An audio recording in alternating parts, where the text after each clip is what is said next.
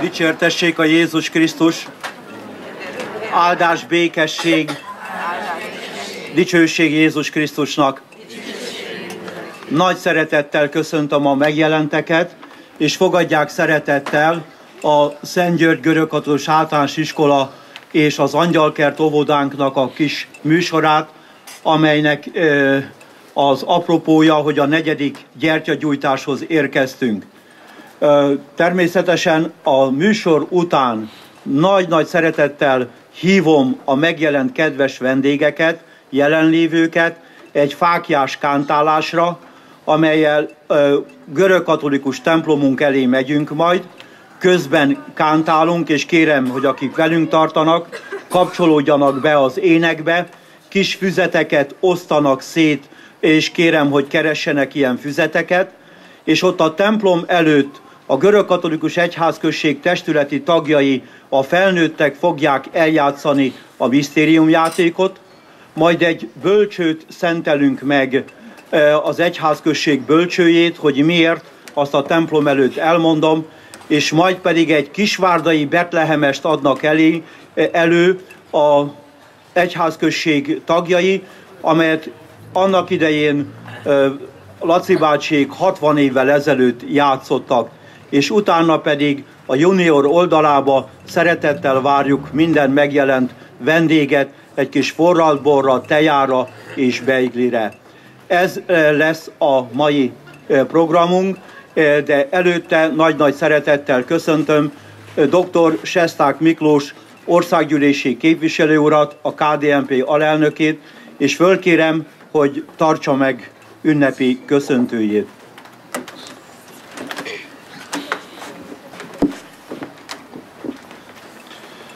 Kedves jelenlévők! Már csak 1-2 nap választ el az idei év karácsonyától. Ez a rövid idő azonban még inkább érzékelteti azt a várakozást, ami szükséges, hogy megelőzze az ünnepet. Márai Sándor így ír erről. Ez a hónap az ünnep. Mintha mindig harangoznának nagyon messze a köd és a hófájtlai között. Most, hogy az ünnep közeledik, meglepetéssel észlelem, hogy még mindig várnék valamire. Néha azt hiszem, hogy a szeretetre várok, valószínűleg csillapíthatatlan ez az éhség, aki egyszer belekóstol, holtáig ízlelni szeretné. Közben már megtudtam, hogy szeretetet kapni nem lehet. Mindig csak adni kell, ez a módja. Megtudtam azt is, hogy semmi sem nehezebb, mint a szeretetet kifejezni. A költőknek nem sikerült? Soha. A költőknek, akik az érzelmek és indulatok minden árnyalatait rögzíteni tudják szavaikban. A szeretetnek nincs színfoka, mint a gyönkétségnek, nincs hőfoka, mint a szerelemnek. Tartalmát nem lehet szavakba önteni. Ha kimondják, már hazugság.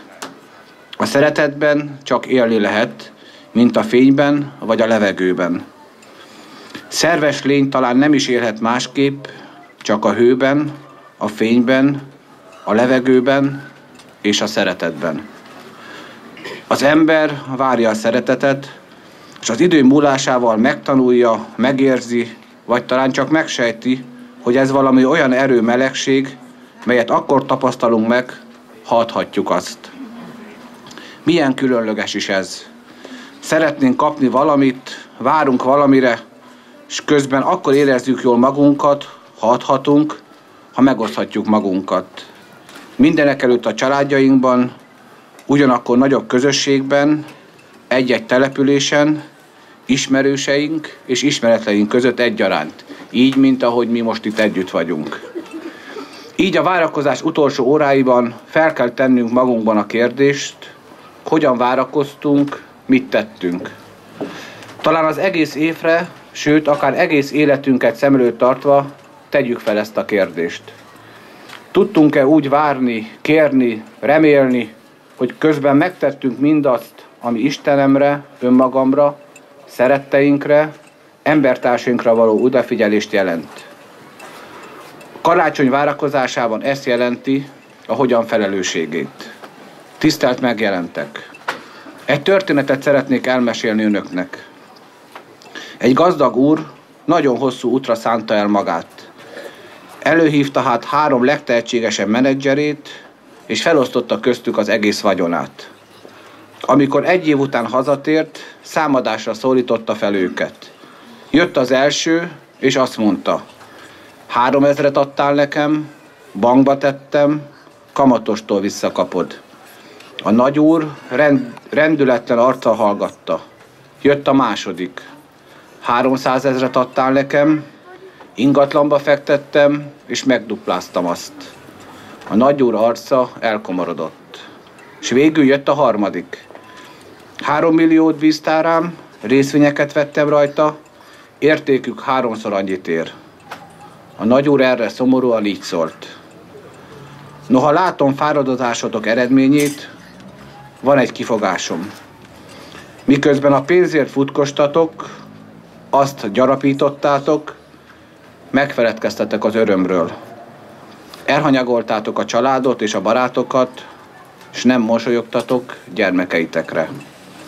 Én pedig azt szerettem volna, ha örventek.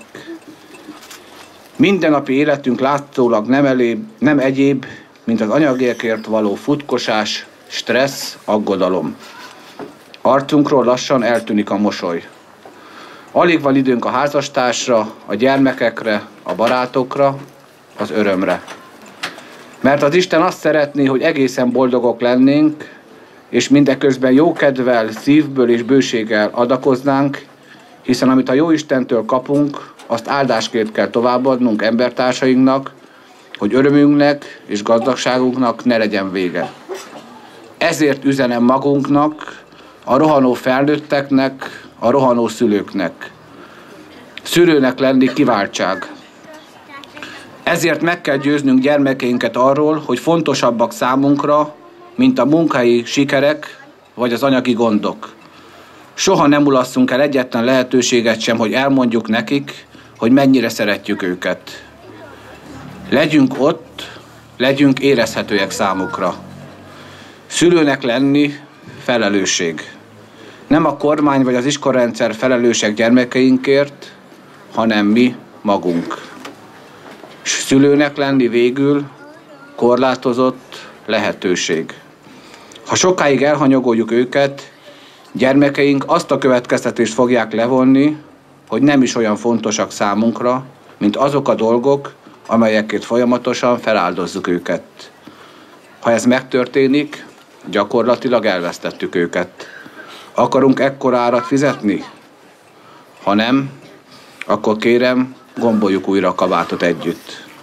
Charles Swindoll írja egyik könyvében: élénken emlékszem arra, amikor nemrégiben túl sok kötelezettséget vállaltam magamra, és túl kevés napom volt rá. Nem sok idő múlva ráförmettem a feleségemre, gyermekeimre, kapkodva ettem az ebédszünetekben, és dühített, ha valaki váratlanul megszakította a napom menetét.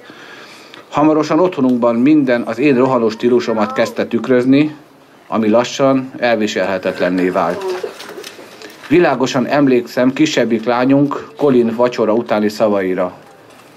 Szeretett volna valami fontosat, ami aznap történt az iskolában, és szaporán hozzákezdett. Apa, szeretnék elmondani neked valamit, és nagyon gyorsan el tudom mondani. Hirtelen fölismertem a furcsa helyzetet, és így szóltam: édesem, elmondhatod, és nem kell nagyon gyorsan elmondanod, mondd lassan. Soha nem felejtem el a válaszát. Akkor hallgass lassan. Városi családi közösségekben ezért alkalmat kell teremtenünk az együttlétre, és meg kell tanulnunk lassan hallgatni. A közelgő ünnep jegyében pedig fel kell hívnunk a közösségeink és magunk figyelmét is az együttlét, az odafigyelés fontosságára.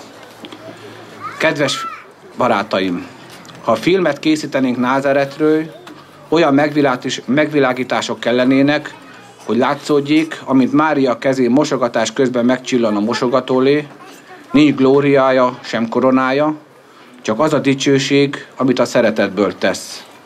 Ez a gondolat egy ferences barát, az egykori ferences tanítóm, Barsi Balázs elmélkedéséből való. Olyasmit fogalmaz meg nagyon szépen, hogy a tettek számítanak. Kétes dicsőség helyett mindig csak a cselekedet. Tehát ne csak mondjuk, hanem tényleg hallgassunk lassan. Erről szól a szeretet ünnepe. Vas Albert figyelmeztető szavai hangzanak felénk. Karácsony készül, emberek, szépek és tiszták legyetek. Súroljátok fel lelketek, csillogtassátok kedvetek, legyetek újra gyermekek, hogy emberek lehessetek. Biztos vagyok abban, hogy ott lesz békés karácsony, oda érkezik meg a kis Jézus, az isteni szeretet, ahol a készületet, a várakozás utolsó óráit is jól töltöttük el. Ahogy a görög katolikusok szívesen éneklik és mondják, kívánom azt, hogy legyen velünk az Isten. Ennek reményében kívánok felelősségteljes várakozást, áldott békés karácsony ünnepet, és sikerekben gazdag új évet minden kedves kisvárdai polgárnak, magam és a családom nevében. Köszönöm, hogy meghallgattak.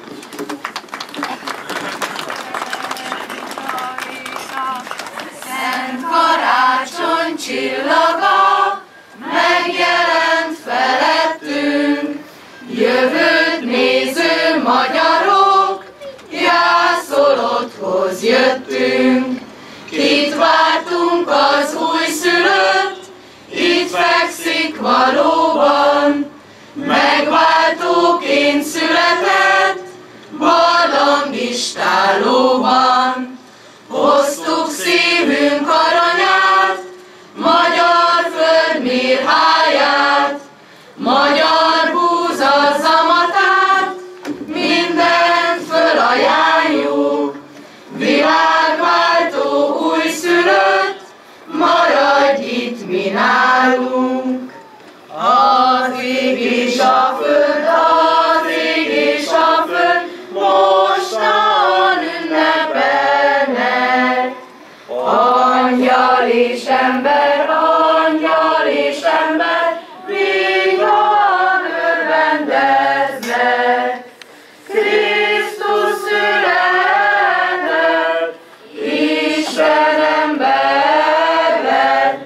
Angyalok dicsérik, királyok tisztelik, pásztorok imádva, tért hajtva